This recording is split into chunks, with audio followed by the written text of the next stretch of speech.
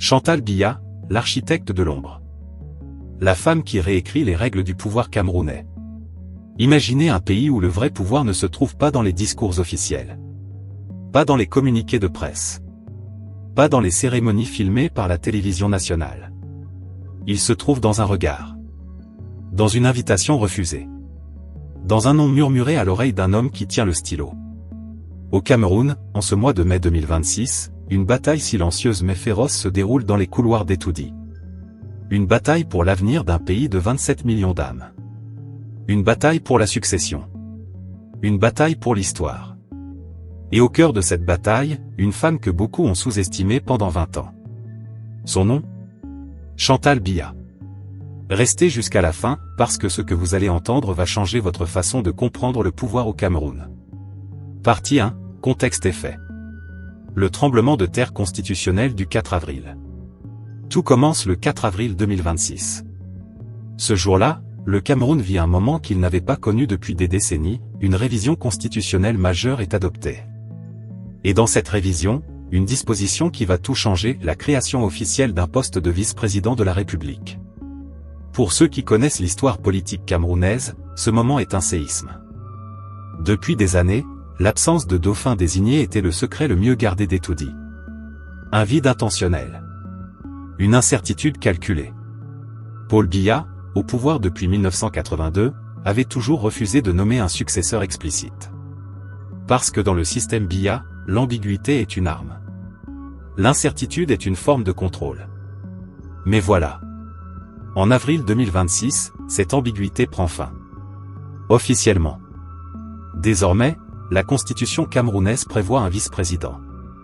Une personne qui sera, selon les nouvelles dispositions, le numéro 2 constitutionnel de la République. Celui qui, en cas de vacance du pouvoir, pourrait jouer un rôle déterminant dans la continuité de l'État. Mais ce n'est pas tout. Parce que la question qui agite tout le landerneau politique n'est pas seulement constitutionnelle. Elle est humaine. Elle est politique. Elle est viscérale. La question, c'est, qui ? Qui sera ce vice-président ?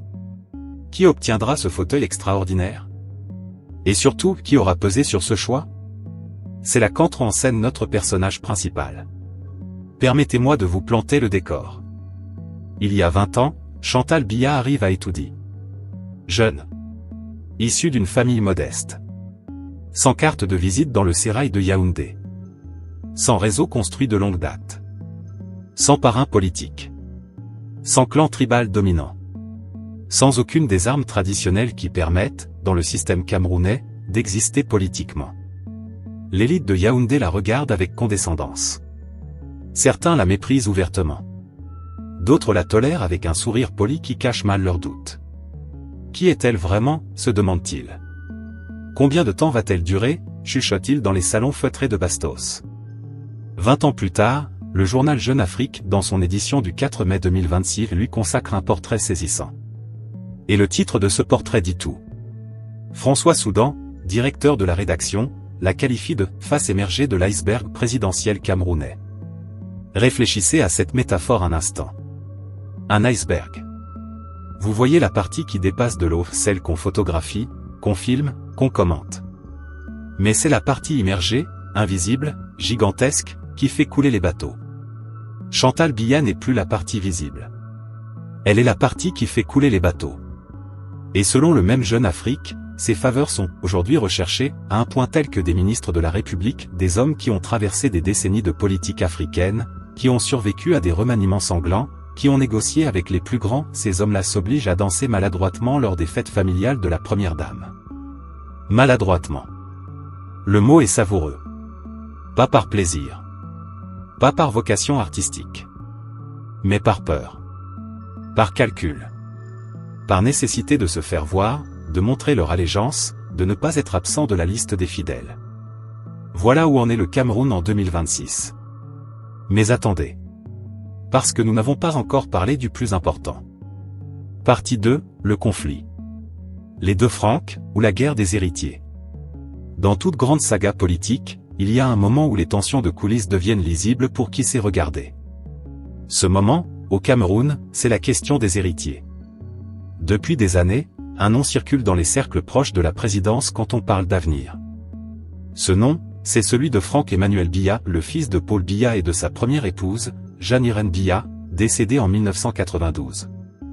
Un homme qui s'est progressivement construit une présence publique, qui apparaît sur des photos officielles, dont le nom revient dans les conversations sur l'avenir du pays. Les médias camerounais et internationaux ont longtemps focalisé leur attention sur lui. Les commentateurs politiques ont bâti des théories sur son ascension probable. Certains l'ont déjà consacré dans leurs colonnes. Mais voilà que Jeune Afrique révèle quelque chose que ces commentateurs n'avaient pas vu venir. Ou plutôt, quelque chose qu'ils n'avaient pas voulu voir.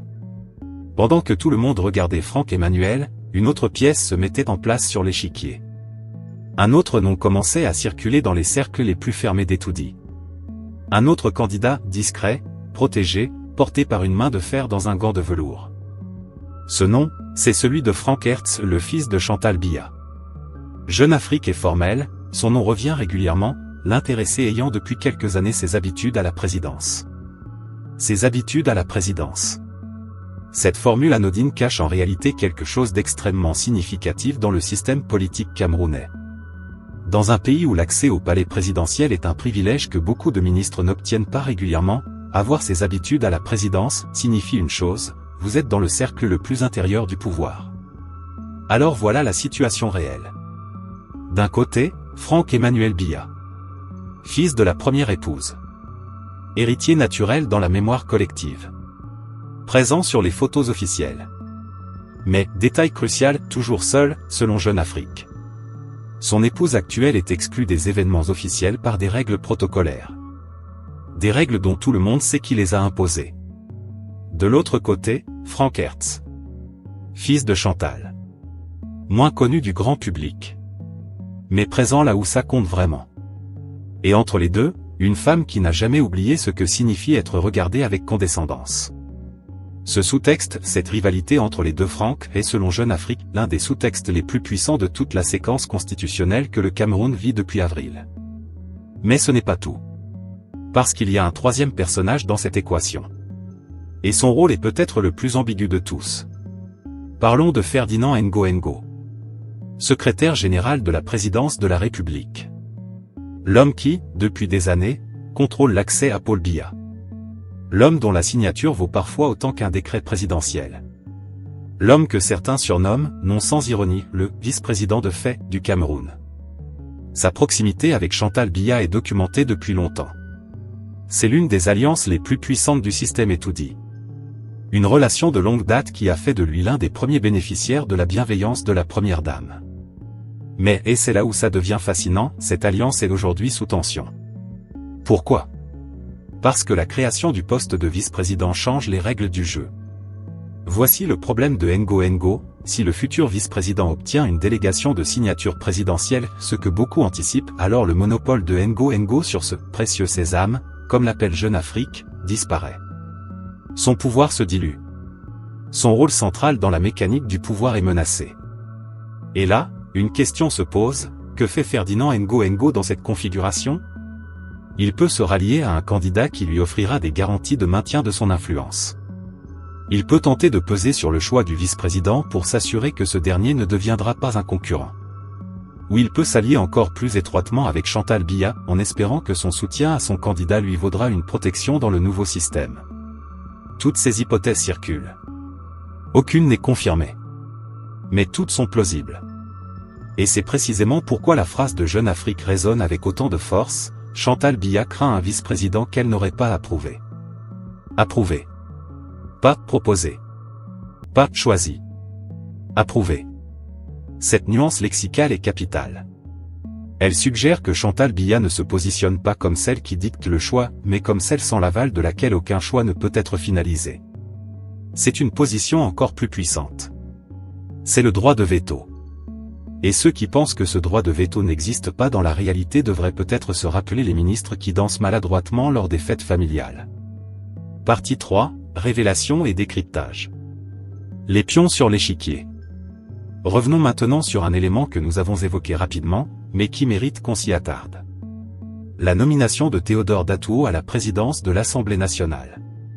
En surface, cette nomination peut sembler être une décision technique. Un choix parmi d'autres dans la gestion des institutions camerounaises.